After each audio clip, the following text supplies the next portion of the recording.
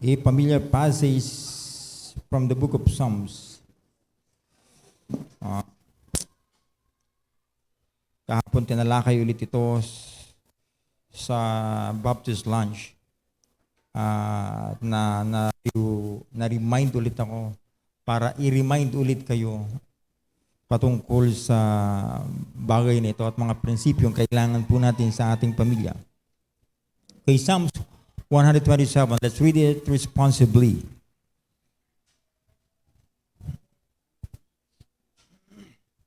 Are you there? Are you there? All right. Psalms 127 verse 1, except the Lord build the house, they labor in vain that build it. Except the Lord keep the city, the watchman waketh, but in vain. It is vain for you to rise up early, to sit up late, to eat the bread of sorrow, for give it his beloved to sleep. Lo, children are an heritage of the Lord, and the fruit of the womb is his reward. The sorrows are in the hand of the mighty man, so are the children of the youth. Happy is the man that sabay-sabay po tayo, verse 5. Happy is the man that had his quiver full of them. They shall not be ashamed, but they shall speak with the enemies in the gate. Okay.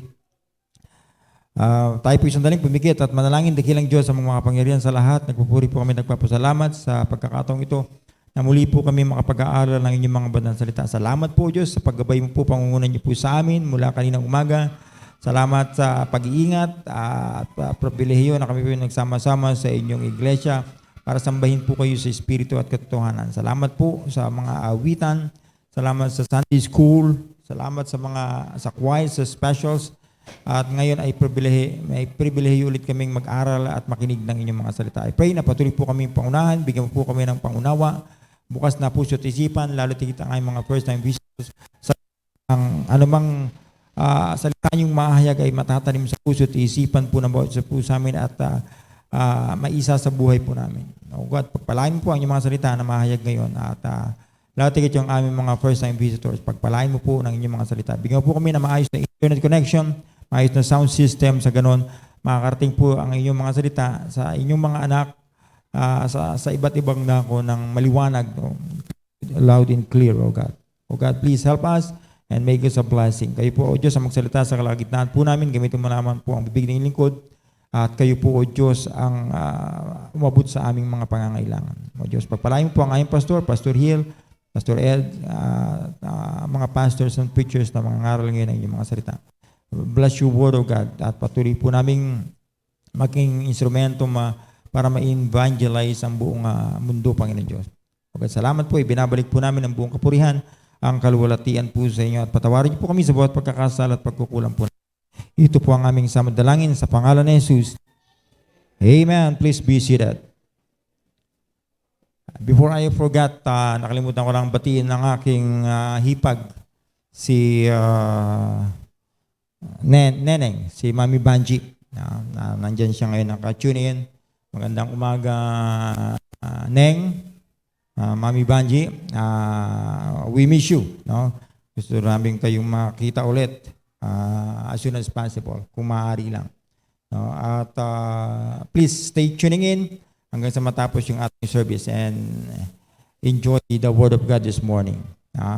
Salamat din sa offering. No? May offering na kagad siya, hindi pa tapos yung service. No? Salamat sa iyong offering. Alright, tuloy-tuloy na po tayo. No? This is the book of Psalms. Now, this particular chapter was written by Solomon. No? Itong 15 chapters from chapter 120 to 134 ay may title to, isang title neto na A Song of Degrees. This particular chapter is a song of degrees for Solomon. Yung song of degrees means song of steps. Level ng yung steps ito. Ito'y title na ibinigay sa mga chapters na ito Ito yung mga awit, patula o paawit na sinulat ng mga writer. And the probable origin of this name ay ito yung mga kapahayagan during the time ng ang tao, no, mga people of God, the Israelites. Ang tawag sa kanila, people on the ascent. Yan ang tawag sa kanila sa Bible. Or ascent is ascent or going up to Jerusalem. Bakit sila aakyat sa Jerusalem? Every now and then, pumupunta sila sa Jerusalem to attend festivals. In this particular, sinabi sa Deuteronomy chapter 16 ay merong 3 great festivals na inaatenan. And most probably, sabi ng mga theologians, ito yung inaawit nilang mga awitin. No? A Song of Degrees for Solomon in this particular chapter. Pero from chapter 20 hanggang chapter 100, chapter 120 hanggang chapter 134, ito'y may isang title that A Song of Degrees. No? Mula dyan sa 15 chapters of the book, 15 Psalms na yan. May sinulat dyan si David na 4. Yung Psalms 122, 124, 131, and 133. Si David ang author niyan. And isa lang kay Solomon, this is 127 yung ating binasa. At dyan tayo magsisimula o mag-aaral ng mensahe na pagbubulayan natin sa umagang ito. And the rest of the Psalms, among from 15 chapters, 15 Psalms na yan, ay anonymous. Ibig sabihin, walang pangalan kung sino ang sumulat ng mga awitin na yan. No? O tula na yan na paawit. Yan, ibig sabihin ng Psalms. Let's learn from the life of Solomon. In this particular chapter, this is a testimony from the wisest man that ever lived. That is Solomon, King Solomon. No? Let's learn from his testimony. This is practically ito'y kanyang testimony. Kaya niya naisulat yan. Si Solomon ay naka-experience ng Diyos sa kanyang buhay. And God allowed him to live a good life when he was in the will of God. No? Nakatikim ng mabuting buhay si Solomon nung siya ay nasa sentro ng kalooban ng Diyos. And also, nakatikim din siya ng sorrowful life nung siya ay lumayo sa kalooban ng Diyos. That's why let's learn from Solomon's testimony. Inawit ni Solomon yung kanyang testimony. No? That's why I want to talk to you on the subject, the ultimate goal in the family. No? The ultimate goal in the family. The first 3 points, this is about Solomon's mindset. And by the way, actually, 4 points lang ito. No? And I hope matatapos natin this morning or pag hindi, mamayang hapon. No? Ang unang-una ay si Solomon ay naglalagay ng mindsetting sa atin, sa mga readers. No? And the proper mindset is, unang-una, makikita natin dyan, sa verse 1 na sinabi ni Solomon, except the Lord build the house, they labor in vain that build it, except the Lord keep the city, the watchman waketh, but in vain. No? Makikita natin dito na maliban, wala nang iba, na kung ang Diyos ang mag-build, mag-establish ng family, yung house is a family, yung nagtatayo ng pamilya ay walang kwenta, walang kabuluhan kung hindi ang Diyos ang foundation. So, the number one mindsetting na inilalagay sa atin ni Solomon is God must be the foundation. God must be the foundation. God must be the founder of our family. God is the one who established a family. Don't forget that. Ang Diyos, ang kaisa-isang persona na nag-establish, nag-institute ng family. So don't allow the devil to intervene. Huwag natin hayaan makialam ang dyablo sa ating pamilya o sa pagsisimula ng ating pamilya. And never commit a mistake of leaving God out of your life. Huwag tayo magkakamali sa isang desisyon na iiwanan natin ang Diyos sa buhay natin. Dahil kung gagawin natin yan, everything will become futile. Senseless. Vanity. Walang kwenta ang buhay natin, walang kwenta yung pamilya natin, maliban na ang Diyos ang sentro ng ating pamilya. That's why keep in mind that God is the founder of our family. Lagay natin sa isipan natin to, ang Diyos ang dapat na founder ng aking pamilya. God is the only strong foundation of every family or even any relationship. Ang Diyos lang ang matibay na sandigan, matibay na foundation ng lahat ng relasyon. No? Lahat ng pamilya, ang Diyos lang ang matibay na pundasyon. It's not money. Hindi pera. Pag ang family na-establish mo sa pera, kaya naging malago dahil malago ang pera, hindi po matibay yan. Yung pera mauubos, madaling mawala. No? Kaya hindi yan ang matibay na pundasyon. No? Hindi pera, hindi edukasyon, kahit gaano kataas ang edukasyon mo. Pag wala ang Diyos sa pamilya mo, walang kwenta ang edukasyon. Kaya nakita mo yung ating mga politicians, marami silang pamilya. Hindi mo alam kung sino yung tunay na pamilya. No? So, hindi matibay. Bakit? Ang pundasyon ay pera o edukasyon. And not even love. Hindi yung pag-ibig na nararamdaman natin. But God and God alone. God and God alone is the strongest foundation in every relationship.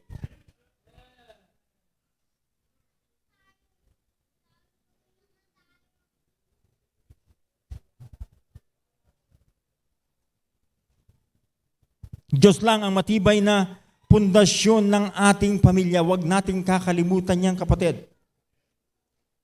Lagi natin tandaan na ang Diyos ang author ng totoong pag-ibig. Huwag nating mapagkamalian. Palagi kong sinasabi, huwag nating mapagkamalian yung last na love. Kasi kung ang totoong pag-ibig, kung ang sinasabi mo, pinaglalaban mo yung pag-ibig mo kasi talagang nararamdaman mo siya ang binigay sa akin ng Diyos. Kung yan ang ibinigay sa iyo ng Diyos, bakit may nararamdaman kang sakit? Bakit meron kang itinatabla, merong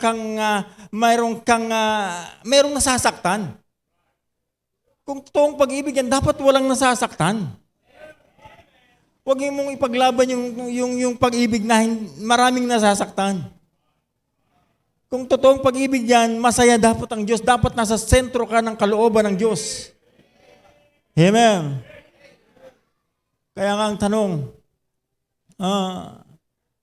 Diyos nga ba ang foundation ng family mo? Ikaw lang makakasagot niyan. No? Bakit minsan or gaano kadalas ang minsan? Kung Diyos nga ang foundation ng family mo, bakit pagka minsan at madalas pa sa minsan, parang hindi makita yung Diyos sa buhay natin? I hope you're listening. Lalo na pag nag-away patungkol sa pera, grabe na yon. Pag ang pera na pinag-awayan, grabe, may kasamang mura yan. May kasamang sumbatan yan. As if parang wala kang makikitang Diyos sa buhay ng Kristiyanong pamilya pinag-uusapan natin. Pag pera na pinag-uusapan, nag-aaway, nagmumurahan. I hope nakaka-relate po kayo. Huwag kayong magkunwari, huwag kayong matakot sumagaw ng amen kung naunawaan niyo yung sinasabi ko. Lalo na kayong mga tatay, huwag kayong matakot. No? Huwag mautal, huwag makagat yung dila. Kung nakakaunawa kayo, kung naunawaan niyo pinag-uusapan natin, say aloud, amen. So kung ang Diyos ang pundasyon ng ating pamilya, bakit nga na may away patungkol sa pera? Bakit kayo nag-aaway patungkol sa prinsipyo? Disiplina lang ng anak, nag-aaway kayo. Iba yung prinsipyo ng tatay, iba yung prinsipyo ng nanay. Bakit merong pag-iaaway patungkol sa prinsipyo?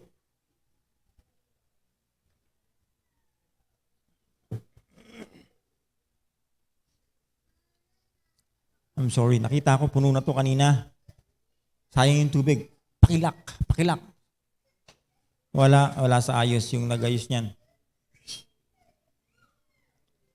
No. Nawala tuloy ako.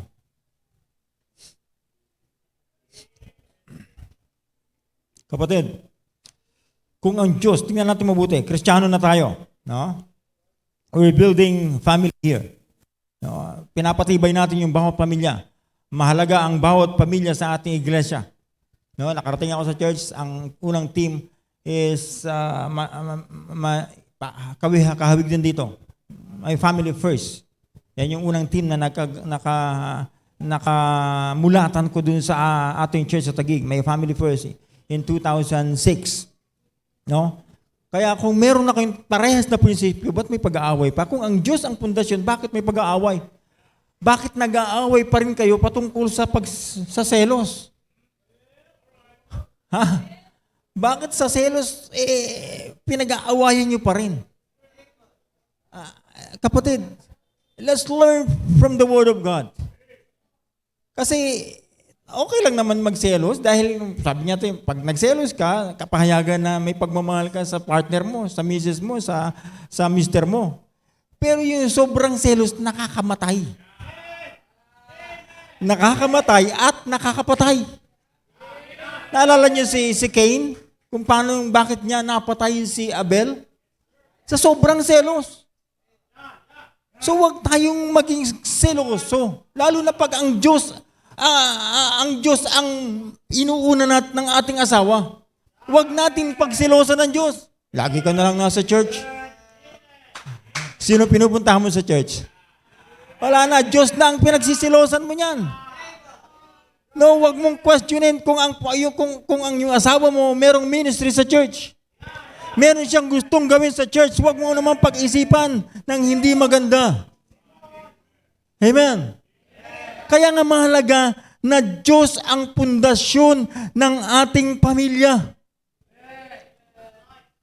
Wag nating hayaan masira ng sobrang selos. Huwag natin hayaan masira ng ating kabibisyo. Hindi na kayo magkasundo dahil sa bisyo. Meron kang bisyong hindi maiwas-iwasan. Samantalang Kristiyano ka na. Mahirap ba talagang iwasan yung paninigarilyo? Tatago-tago ka pa rin? Ano bang klase naman yan? Kala ko ba Diyos ang pundasyon ng pamilya mo? Bakit maliit lang na bisyo hindi mo maisuko sa Diyos? Alak ba, hindi mo maiwanan? Drugs ba, hindi mo maiwanan? Barkada mo, hindi mo ba maiwanan? Ano bang mas mahalaga sa'yo? Diyos, pamilya, o yung barkada mo, o yung bisyo mo? Kaya pati pagka-addict mo sa ML, hindi mo maiwanan. Pag nag-aaway kayo ng misis mo, babalikan mo ML mo. Pag nag-aaway kayo ng misis mo, babalikan mo sigarilyo mo. Anong klaseng prinsipyo yan? Ha? Tapos ang masakit nito, pag napikon ka sa misis mo, nananakit ka pa. Napikon ka, ikaw na nga may kasalanan, mananakit ka pa ng misis mo. Minsan naman yung misis nananakit sa mister. Ba't ka nananakit? Kala ko ba mahal mo yan? At kala ko ba Diyos ang pundasyon ng relasyon nyo? Kung ang Diyos ang pundasyon ng relasyon natin, wala dapat masasaktan. And besides, kung tayo ay lalaking nananakit sa ating asawa, wala tayong karapatang manakit sa ating asawang babae. Bakit nakuha natin yan? Malaki na yan. Hindi tayo ang nagpakain dyan. Tapos sasaktan mo lang ng ganun-ganun na lang. Ganun din naman kayong mga mapanakit sa asawang lalaki. Nakuha nyo kaming mga asawa nyo na baby face pa. Meron pa kami mga office boy complexion. Tapos nung kinuha nyo kami, sasaktan nyo lang kami. Walang ganyanan. Kaya nga dito, Diyos ang mahalaga na makakilala natin pundasyon ng ating pamilya. Hindi dapat magkaroon sa Kristiyanong pamilya ng merong battered husband, battered wife. Hindi yan para sa Kristiyanong pamilya. Normal yan sa mga unbelievers but not in a Christian family. Amen. Why? Because God is our foundation. God must be the foundation of our family. Amen. Kapatid, huwag natin kasing kalimutang konsultahin yung salita ng Diyos. Kung ang Diyos ang pundasyon ng ating tahanan, bakit ayaw natin konsultahin yung salita ng Diyos? Ibinigay sa atin yung salita ng Diyos, ibinigay sa atin yung Biblia na ito. This is the Word of God para maging gabay natin sa ating pagpapamilya.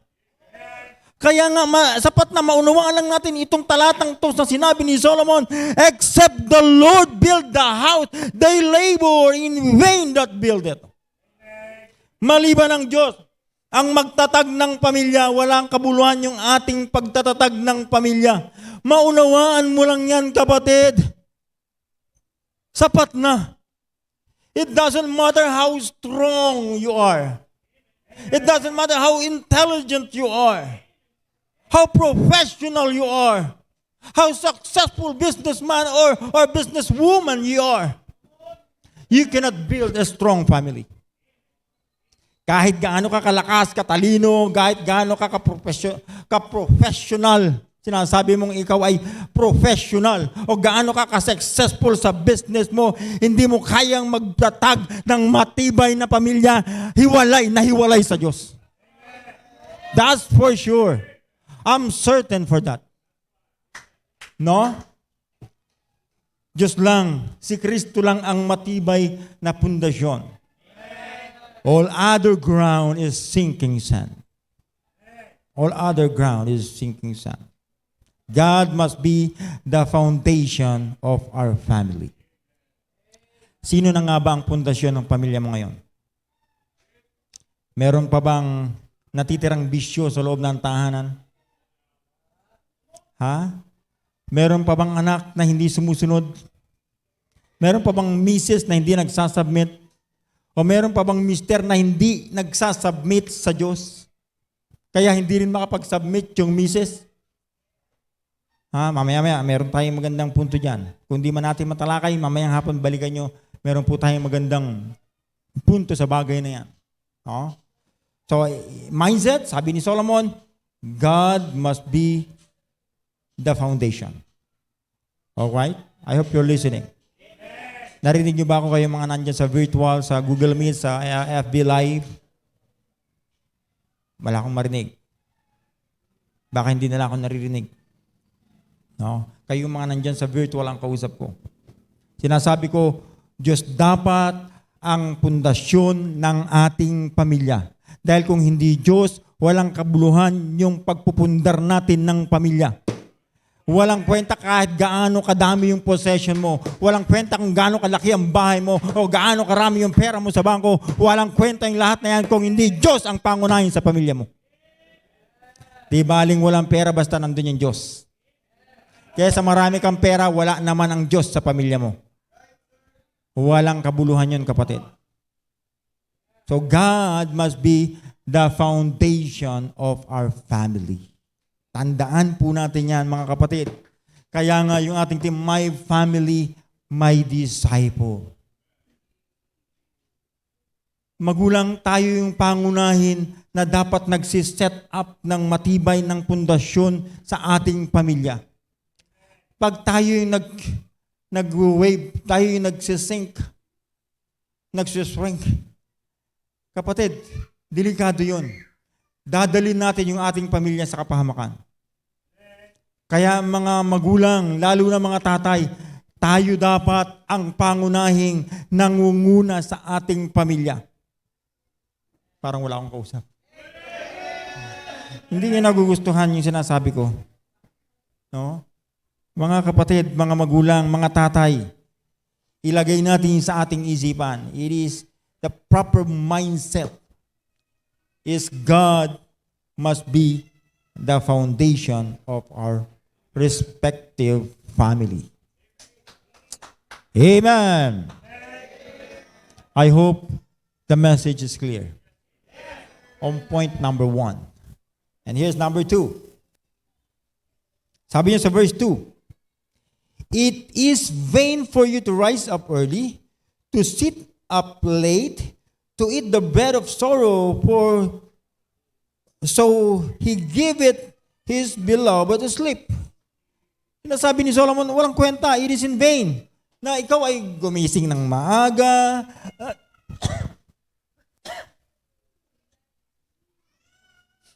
maupo o matulog ng late o magpuyat para lang mabigyan mo ng maayos na tulog yung iyong mga mahal sa buhay.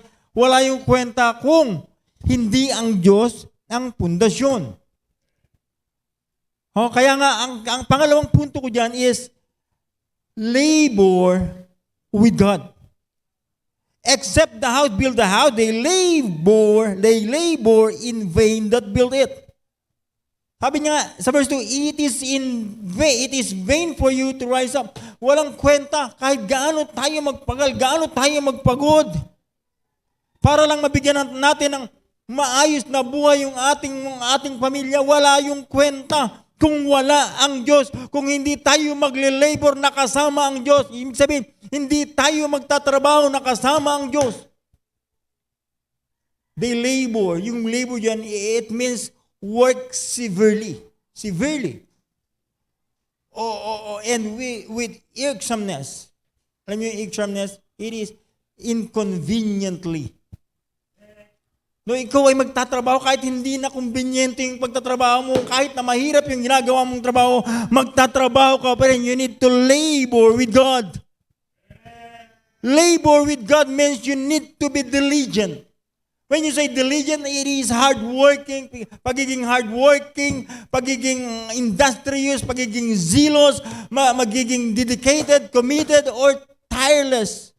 Yung hindi ka napapagod sa pagtatrabaho, yan yung ibig sabihin ng labor. We need to labor with God. There's no occasion to be lazy. Walang panahon para sa katamaran because God hates laziness. Hayaw ng Diyos ng patamad-tamad. Ang Diyos, ang gusto ng Diyos sa kanyang mga anak ay nagle-labor, nagtatrabaho ng walang kapaguran. Amen. Tingnan mo, ano sabi ni Solomon? May sinabi ni Solomon ni Ecclesiastes, chapter 5.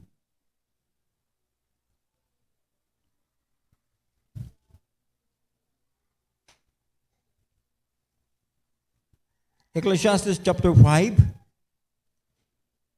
Sabi niya sa verse 12, the sleep of a laboring man is sweet. Yung tulog daw ng isang taong nagpapagal ay matamis. Yun ang kagandahan doon. Pag tayo nagle-labor na kasama ang Diyos, pag napagod tayo at natulog, masarap matulog. Bakit? Dahil alam mo yung trabaho mo ay kasama mo ang Diyos. Amen. Hindi katulad whether he eat little or much, kumain man siya ng konti o marami, masarap pa rin ang tulog niya. Of course, hindi pwede sa full time yan. Yung konti, gusto marami bago matulog. No. Kumain man kami ng konti o marami, masarap pa rin ang tulog. Bakit? Alam namin, ang trinabaho namin ay trabaho ng Panginoon. Kaya nga sabi niya sa contrast, sabi niya yung contrast diyan, but the abundance of the rich will not suffer him to sleep. Yung merong marami, yung mayaman, nakakuha ng pera ng mabilis, pero ang kulang naman sa kanya, tulog. Mas gusto kong matulog kaysa walang tulog. I mean, tulog na pahinga, hindi yung tulog na walang gisingan. Kaya ka nakatulog kasi nagpagal ka. Kesa yung nagkamal ka ng pera in an easy way, Pero hindi ka naman makatulog. Bakit? Punong-puno ka ng worries. Punong-puno ng emptiness. Meron kang hinahanap sa pulang, may kulang. Meron na akong lahat, pero meron akong nararamdamang kulang. Kapatid, Diyos ang kulang sa buhay mo. God must be the foundation of every family. Therefore, labor with God. Kung Diyos ang pundasyon ng pamilya mo, dapat lang na mag-labor tayo, magpagal tayo na kasama ang Diyos. Amen. Alam mo kung bakit? God is more interested to those who are willing to labor in His vineyard. Alam mo, mas interesado ang Diyos sa mga Kristiyanong handang magpagal para sa kanyang gawain or simply for the ministry. Kaya nga sabi ng Panginoong Jesucristo in Matthew chapter 9, a familiar passage in Matthew chapter 9. In verse 37,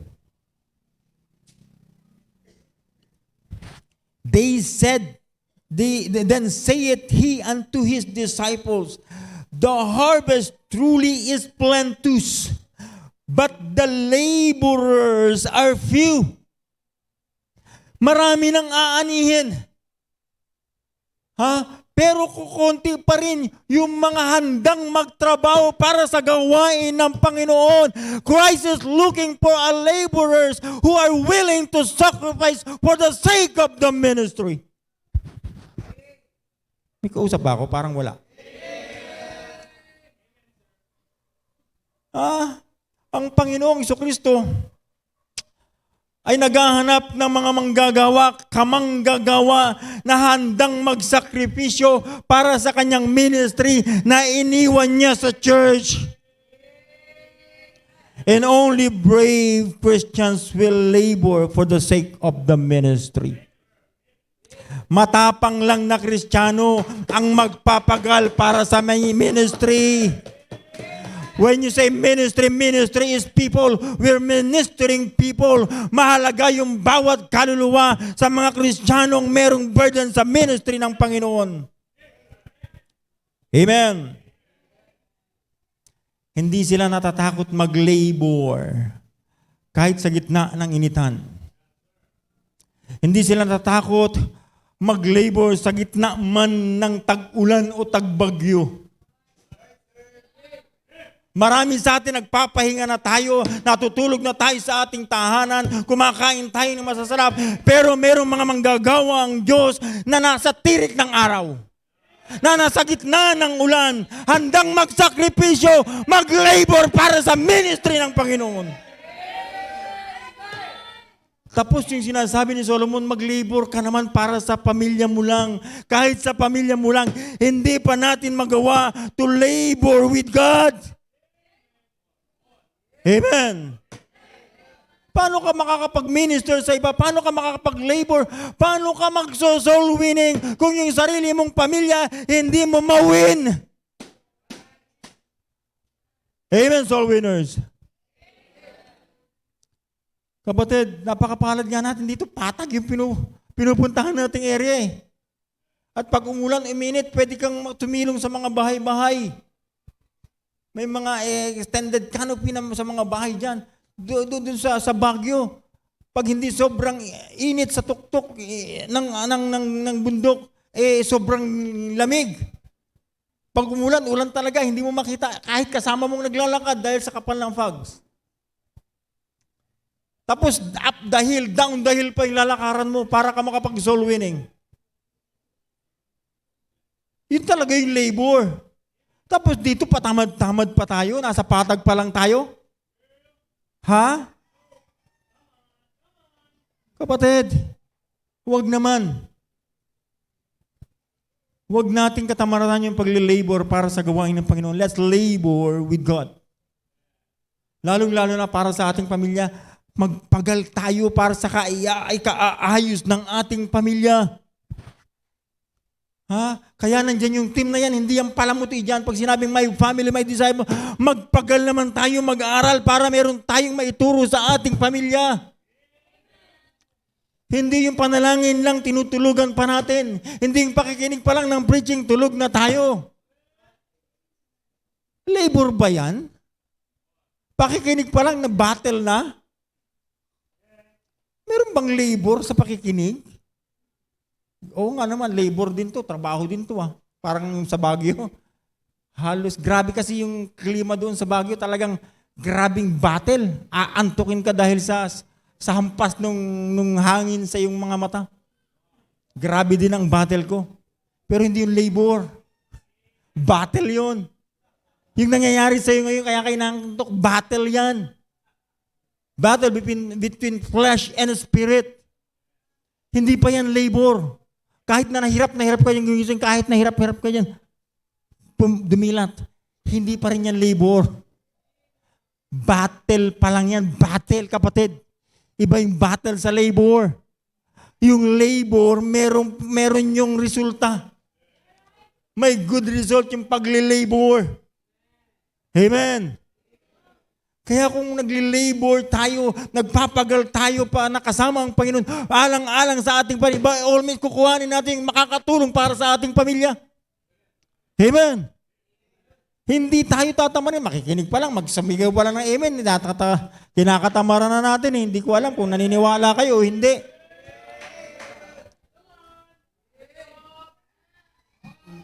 O hindi ko alam kung inaantok ka o hindi. Hindi ko alam kung tulog ka talaga o hindi, kaya hindi ka makapagsalita. Amen. Tahimik tayo palagi, hindi natin alam kung anong nangyayari sa paligid natin. Again, Solomon's mindset in building a family is, number one, God must be the foundation. God must be the foundation of our family. The second thing is labor with God. No? Of course, labor with God not only for the sake of family, but also for the sake of the ministry. Kaya ngayon ang requirement sa mga gusto magpagal para sa ministry, unahin mong i-minister yung iyong pamilya. Because our family is our first ministry. My family, my disciple, it is our first ministry. They are the first ministry, our first ministry. Kaya si Paul, binigay niya kay Timothy yung mga qualification ng ministers. No? Qualification ng mga elders. No? Hindi ka pwedeng mag-minister sa ibang tao kung hindi mo kayang i-minister yung iyong sariling pamilya. Amen. God must be the foundation, then labor with God. Labor with God, not only for the family or for the sake of the family, but for the sake of ministry as well. Amen. And this, the third thing. I hope the message is clear. In point number 2. Then the third thing is, sabi niya sa verse 3, Lo, children are an heritage of the Lord, and the fruit of the womb is His reward. Tingnan natin mabuti yung mindset. Children, sabi diyan, are an heritage of the Lord. When you say heritage, it is an inheritance. Ibig sabihin, yung mga anak ay pamana sa atin ng Diyos.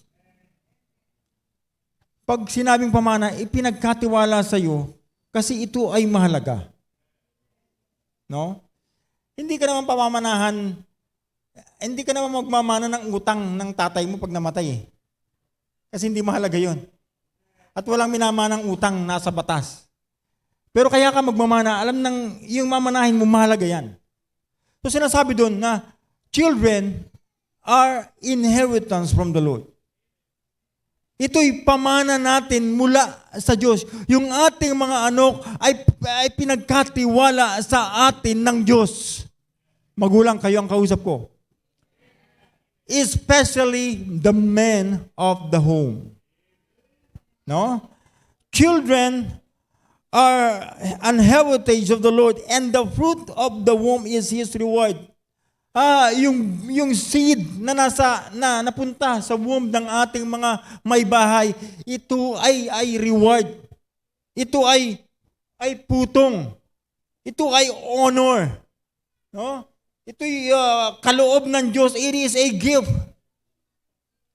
Ito'y pinagtiwala sa atin ng Diyos. Yung ating mga anak ay pinagtiwala sa atin ng Diyos. Lalong-lalo na tayo mga ama ng tahanan. Tingnan mo sa verse 4. As arrows are in the hand of a mighty man. Kung paano yung arrow. Alam niyo yung arrow? Pana. Yung bala ng pana. Yung pana mismo. The arrow. No? Kung paano, sabi niyan, yung paano yung arrows are in the hand of the mighty man. Ako yung mighty man. Yung arrow nasa kamay ko. At kung saan ko itutok ito, dun tatama. No? So, sabi niyan, and as arrows are in the hand of the mighty man. Look, tignan niyo mabuti yung illustration. So are children of the youth. Ganon din naman yung ating mga anak mula sa kanilang kabataan. Nasa ating mga kamay ang kanilang destinasyon. Nakasalalay sa ating mga kamay yung kanilang pupuntahang tamang destinasyon. Amen. As arrows are in the hand of the mighty man, tinawag na mighty man yung archers. No? So, ganun din naman. It must be the mighty man. The mighty man of the home is the man of the home. The father of the home. Nakasalalay sa ating mga kamay yung kaayusan ng paglaki ng ating anak. I hope nakikinig kayo. Parang hindi kayo naniniwala sa sinasabi ko. Fathers, we are responsible to feed them. Unang-unang natin responsibility, feed them. Physically, spiritually, feed them.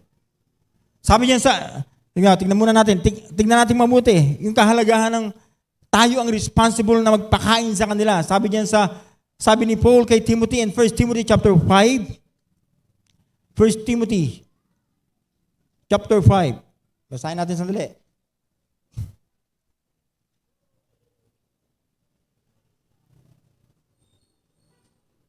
1 Timothy chapter 5 in verse 8. But if any provide not for his own, and especially for those of his house, his own house, sa sarili niyang pamilya, sa sarili niyang tahanan, he hath denied the faith, and he is worse than an infidel. Kung sino man ang hindi nagpo-provide, isang lalaki, isang magulang na hindi nagpo-provide para sa kanyang sariling pamilya, siya ay nagdi-deny ng kanyang pananampalataya. Itinatanggi niya na siya'y mananampalataya, and is worse than an infidel. Mas grabe pa siya sa isang unbeliever. Infidel is unbeliever.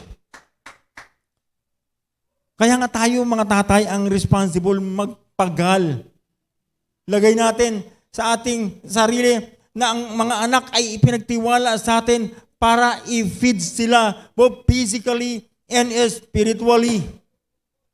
I hope you're listening. We are responsible to feed them.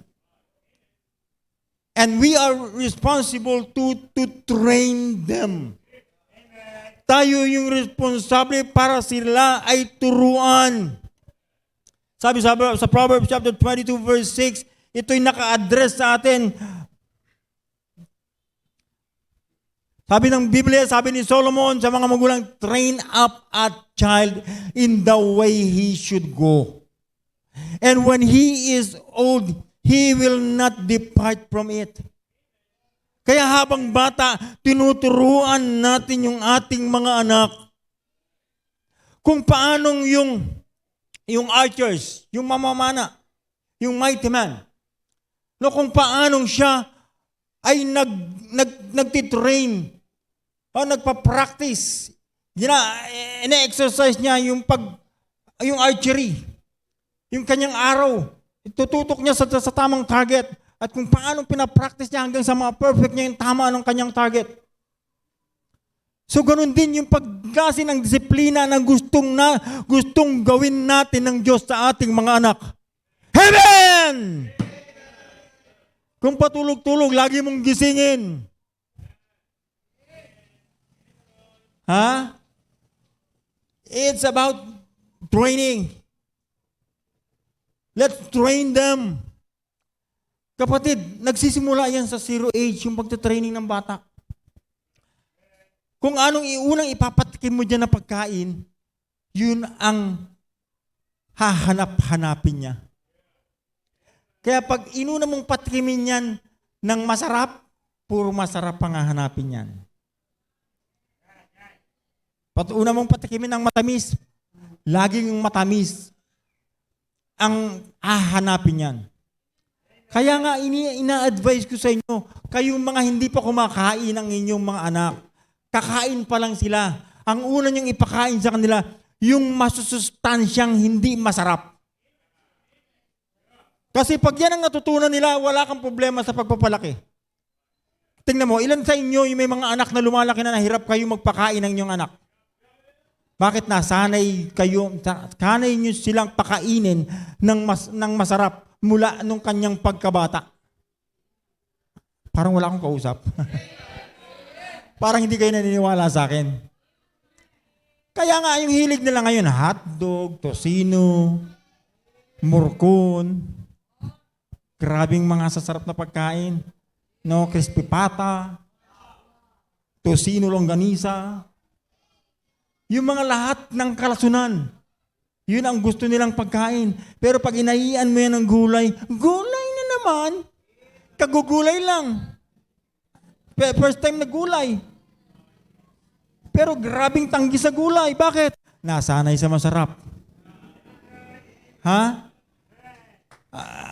Magulang, pang may panahon pa.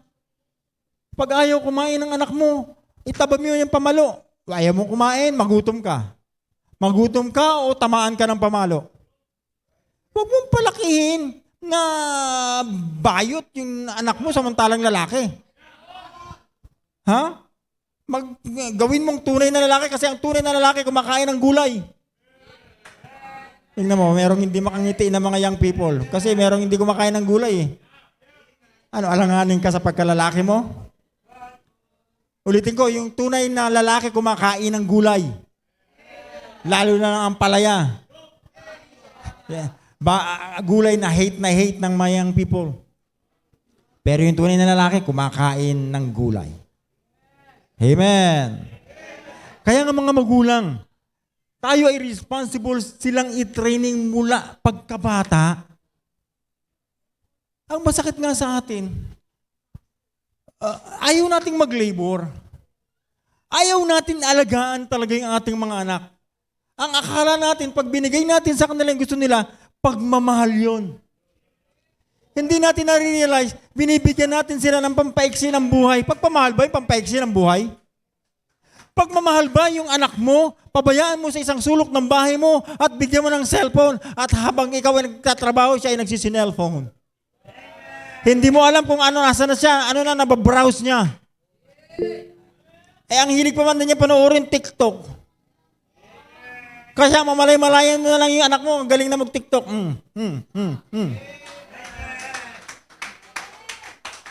Bakit? Pinabayaan mo. Hindi mo train sa tama. Amen. Parents, fathers, tayo yung responsible sa ating mga anak na magturo, mag-training. Tingnan mo mabuti. In-specify yan ni Paul in Ephesians chapter 6. Fathers, makinig po kayo. This is a message, an epistle of the Apostle Paul for the fathers. Particular po si Paul sa kanyang letter para sa mga tatay. Makinig kayo mga tatay. I hope may kausap akong tatay. Sabi diyan, and ye fathers. Nakita niyo ba sa Bible niyo? Ephesians chapter 6 verse 4. And ye fathers, sa madaling salita, and you fathers, Ikaw na tatay. Nakita niyo ba? Parang wala akong kausap na tatay. May Bible ba kayo? Sabi niya, and ye fathers, provoke not your children to what? Huwag niyo silang ipangmumukhay sa galit. Lagi na lang galit si tatay. Bakit galit tatay mo? Hindi ko nga alam eh. Hindi alam ng anak mo kung bakit ka nagagalit. Bakit? Hindi mo naman kinakausap. Basta nagagalit ka lang, namamalo ka lang, nananakit ka lang, pero hindi mo naman kinakausap. Pero itong sulat ni Paul ay binibigyan tayo ng maliwanag na responsibility. It is our responsibility, Father. Sabi niya, and ye fathers, provoke not your children to wrath, but bring them up. Palakihin natin sila in the nurture and admonition of the Lord. Nurture means tutorage. That is education or training. A disciplinary correction. Chastening. Kasama na yun. Pagtuturo, pagdidisiplina. Pagbibigay ng instruction. Disciplinary correction, pamamalo sa bata. Pag hindi sumusunod sa sinasabi natin. And to train a child includes giving instruction or frequent talking, yung tuloy-tuloy na pakikipag-usap. Yan yung command ng Diyos sa atin back in the book of Deuteronomy chapter 6. I hope you're listening. Balikan natin. Mga tatay, sinasabi ko sa inyo, sa Old Testament pa lang tayo yung binibigyan ng instruction ng Diyos na dapat magturo sa ating mga anak. In Deuteronomy chapter 6, in verse 7, and thou shalt teach them diligently. Paano mo nasabing para sa mga tatay ina-address? And and thou shalt teach them diligently unto thy children. Sinong kausap? Siyempre yung mga magulang. Lalo na yung mga tatay. And shall talk of them when thou sittest in the house. Kung kayo ay nakapupo sa tahanan, kaya nga may family time with God. And when thou walkest by the way, kung kayo lumalakad sa kalsada, and when thou liest down, and when thou risest up, tuwing kayo hihiga, kung tayo babangon, dapat kinakausap yung ating mga anak to give them instruction. Amen. Yung frequent communication, conversation, pakikipag-usap sa ating mga anak para bigyan sila ng paulit-ulit na instruction. Huwag nating katamaran mga tatay. Mag-labor naman tayo sa bagay na yan.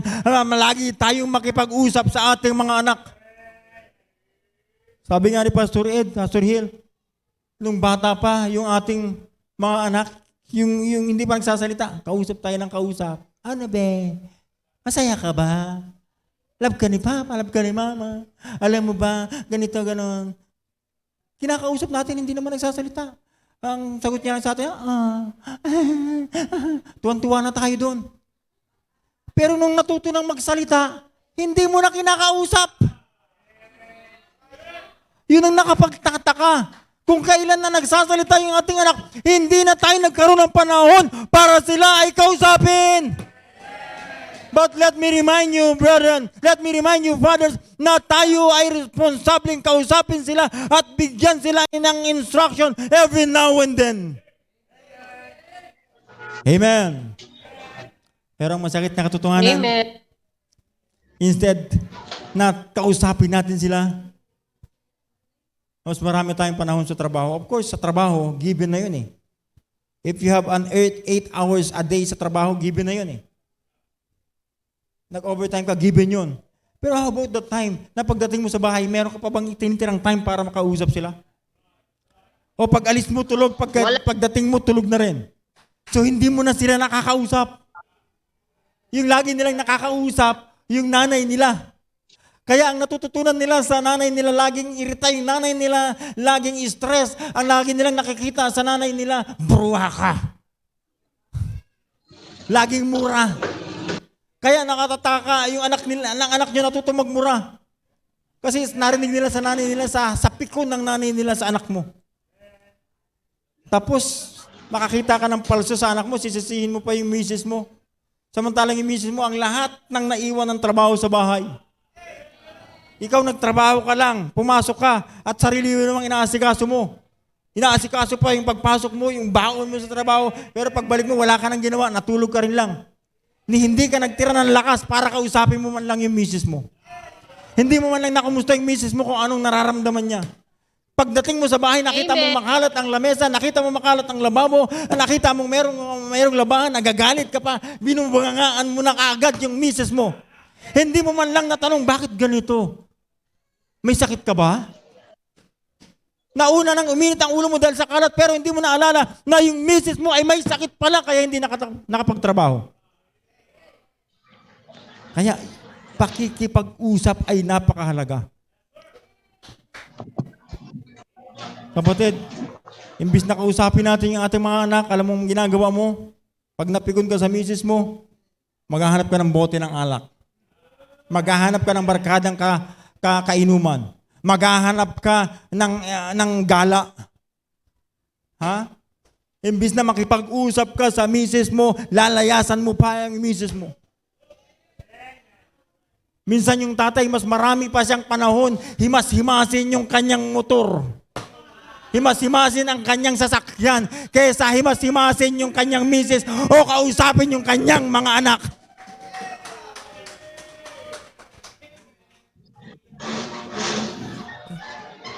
Nasira ng anak mo yung motor mo, nasira yung sasakyan mo, nasira yung cellphone mo, galit na galit ka sa anak mo.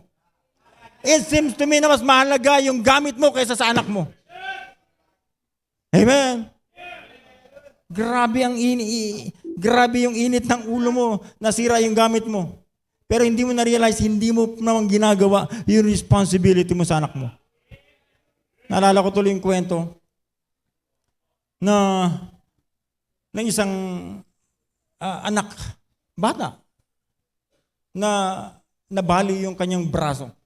Bakit nabali? Dahil sa sobrang disiplina ng kanyang tatay. Hinampas yung bata ng kanyang hawak na tools ng sasakyan. Bakit? Anong kasalanan ng bata? Nagasgas yung bago niyang sasakyan. Kapatid, nare-realize niyo ba kung gaano niyo pinahahalagahan yung anak mo? O gaano mo hindi pinahahalagahan mo at mas pinahahalagahan mo yung mga gamit mo sa bahay? Mas madaling uminit ang ulo mo kaysa sa gamit, kaysa sa anak mo. Ibig sabihin, kaysa kausapin mo ang anak mo, disiplinahin. Amen. Tahimik talaga kayo, mga tatay. Minsan, mas marami nga tayong panahon, kahihimas ng bote. Kahihimas ng tandang eh. Sasabong ka na bukas. Ang dami nating time sa paghihimas ng manok.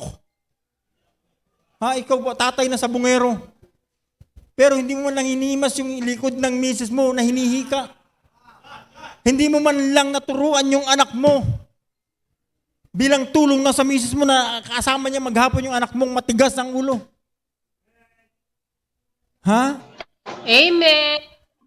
Mas marami ka pang panahon sa paghihimas ng manok mo. Ha? Sino? Ikaw ba yan, Ma'am Boots? Relate much, ha? Ma'am Grace, ay, ganun. Mas maraming time sa motor. Maraming time sa lalamok. Huwag mo naman, wala namang ganyanan. Pero wala na yung mga, di ba? Wala na yung mga kalapate, no? Andyan pa rin po. Di ba sabi ko masarap yung kalapate na yan? Lutuin mo na kasi. Yung habang nasa trabaho, lasunin mo ng konti. Yung painumin mo lang ng yung nakakatigas ng leeg. Pagdating niya, ay, wala na. Wala na siyang ihimasin na kalapate. Ha? Minsan ganun eh. Pagdating natin sa bahay, mas una nating sasalubungan yung ating mga pet. Kesa sa ating misis, sa ating mga anak. Yung pauna natin kakausapin eh, di ba? Yung tandang, bukas laban mo na ha. Pero yung anak mo, nakausap mo ba? Nabigyan mo ba ng instruction? Ha? Minsan, grabing excited yung aso mo pagdating mo. Yayakap pa yung aso mo sa'yo eh. Grabe ka mag-train ng aso mo. Di ba? Grabe yung aso mo, masunurin sa'yo. Pero yung anak mo, naturuan mo bang sumunod sa'yo? Ha? Buti pa yung aso mo, lagi mong hinihimas, lagi mong tinuturuan. Up. Doon. Run. Ang galing mo magturo sa aso mo.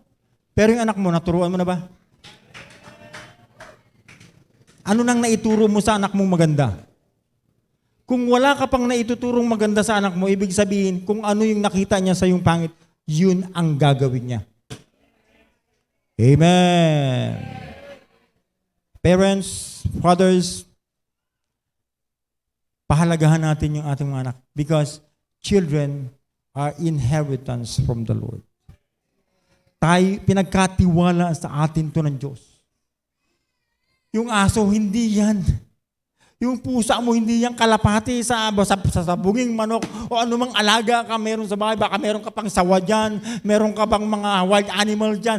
Kapatid, hindi yan ang para sa'yo. Ang dapat mong alagaan, in-nurture, ay yung mga anak mo, kapatid. Hindi mas marami kang time sa mga kahayupan. Sa kahayupan mo. Kesa sa pakikipag-usap sa anak mo. Amen. Huwag natin damihan yung ating time sa ating kahayupan. Ha?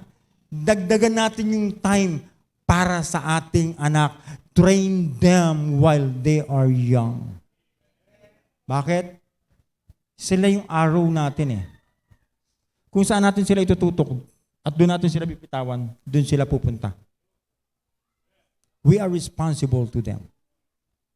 No? Kaya ngayong arrow, as much as possible, kung ikaw yung archer, sisiguraduhin mo yung arrow mo. Straight.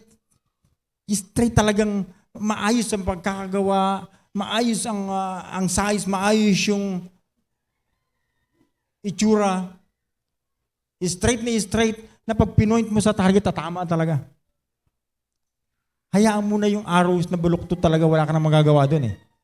Baluktot eh. Tinatry mo sanang ituwid nung bata-bata pa, kaya lang naputol na. Dahil sa katigasan. Nakatandaan niya na yun eh. Do hirap ka ng tuwirin. Hayaan mo na yun. Ha? Pero ang mahalaga yun, ginawa mo yung responsibility mo. Pero meron ka pang arrows na natitira. Meron ka pang children na natitira sa'yo, yun ang alagaan mo at yun yung i-point mo sa tamang direction. Kasi yung direction nila, yung destination nila, nakasalalay sa ating mga kamay, mga anak, mga magulang. Amen. Kung ano ang gusto natin mangyari sa kanila, dun natin sila dalhin. Dun natin sila disiplinahin. Dun natin sila turuan. Amen. This is our ultimate goal. Mamayang hapon, itutuloy natin. The ultimate goal. Ano ba talaga yung ultimate goal natin? Mamayang hapon, balikan nyo. No? Kasi ito yung title ng ating mensahe. Ano nga ba yung ating ultimate goal? Yung pinag-usapan pa lang natin mga point, it is about mind-setting. Pagsiset ng ating mind ng mga dapat nating gawin while we are building our family. Kung paano natin i-build yung ating pamilya na ang Diyos ang pundasyon, kung paano natin kung paano tayo magle-labor na kasama ang Panginoon, at kung paano natin i-mindset na yung ating mga anak ay pamana lang sa atin ng Diyos, at tayo pinagkatiwala ng Diyos na alagaan yung ating mga anak at dalhin sa tamang destinasyon. Tayo ang responsible sa kanila. Kaming hapon pag-uusapan natin yung ating ultimate goal. I hope the message is clear.